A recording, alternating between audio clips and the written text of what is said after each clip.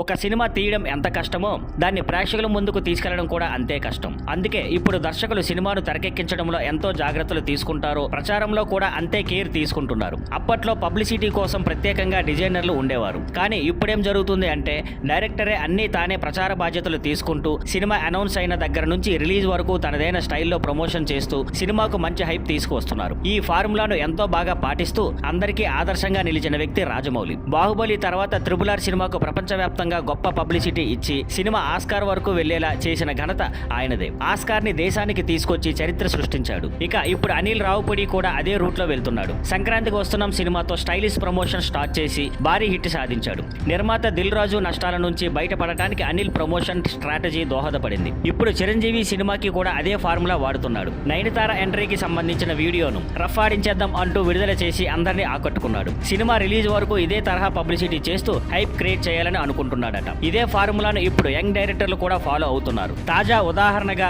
సిద్ధు జొన్నలగడ్డ నటిస్తున్న తెలుసు కదా మూవీని తీసుకోవచ్చు. ఈ సినిమాతో స్టైలిస్ట్ నీరజ కోన దర్శకురాలుగా పరిచయం అవుతుంది. రాశి ఖన్నా, శ్రీనిధి శెట్టి హీరోయిన్లుగా నటిస్తున్న ఈ మూవీకి పీపుల్ మీడియా ఫ్యాక్టరీ నిర్మాణ సంస్థగా వ్యవహరిస్తోంది. ఇటీవల రిలీజ్ డేట్ వీడియోను చాలా ప్రత్యేకంగా చేశారు. వీడియో కాల్లా మలచిన ఈ ప్రోమోలో హీరో ఇద్దరు హీరోయిన్లతో ఆడుకుంటూ ఫన్నీగా సినిమా థీమ్ను చూపించి చివర్లో రిలీజ్ డేట్ ను ప్రకటించడం అందరినీ ఆకట్టుకుంది. ఇలాంటి క్రియేటివ్ పబ్లిసిటీ స్టైల్ను ఇకపై మరింత మంది దర్శకులు ఫాలో అవుతారో చూడాలి.